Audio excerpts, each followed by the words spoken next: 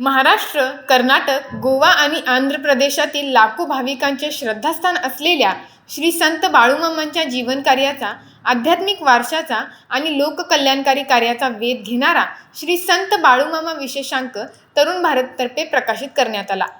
राज्याचे सार्वजनिक आरोग्य तथा कोल्हापूरचे पालकमंत्री प्रकाश आंबेडकर यांच्या हस्ते हा प्रकाशन सोहळा गारगोटी येथे पार पडला. अंकाच्या प्रकाशनादरम्यान पालकमंत्री म्हणाले, या विशेषांकाच्या माध्यमातून लाखो भाविकांपर्यंत बाळूमामांची ख्याती पोहोचणार आहे. भारतनं सद्गुरू बाळूमामांच्या वरती ज्या पद्धतीने आजचा हा अंक काढलेला आहे, या माध्यमातून एका बाजूला सद्गुरू संत बाळूमामांची माहिती होईल आणि वेगवेगळ्या पद्धतीच्या बाळूमामांच्या आयुष्यातले अनेक प्रसंग, वेगवेगळ्या पद्धतीच्या सगळ्या आठवणींसहित आता भाविकांच्यासाठी या सगळ्या गोष्टींचा अतिशय चांगल्या पद्धतीनं माहितीपट उपलब्ध होईल अशा पद्धतीचा एक चांगला अंक आपण या ठिकाणी प्रकाशित करतो. या विशेषांकाच्या माध्यमातून बाळूमामांची भरती, बाळूमामांचं कार्य आणि त्यानिमित्तानं सगळ्या भक्तगणांना सुद्धा एक चांगल्या पद्धतीची उपलब्धता आपण सगळ्यांनी करून दिली. मी तरुण भारतच्या सगळ्या टीमचं अभिनंदन करतो की सगळेच काम आपण करत असतो, परंतु त्या कामामध्ये सुद्धा सद्गुरू संत बाळूमामांच्या विषयी आपण केलेल्या विशेषांकाचा उपयोग हजारो नव्हे लाखो भाविकांना होणार आहे.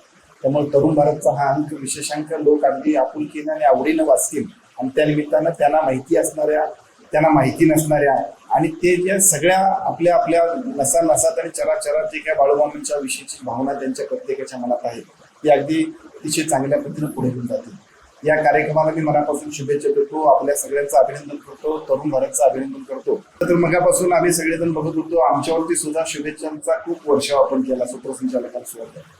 पण खरं सांगू काय की आम्ही सगळ्यांनी तरुण भारतचा आभार मानतो, कारण तरुण भारतनं जी काही पुढारी नवीन घडवले असतील त्यातला आम्ही सुद्धा आहे.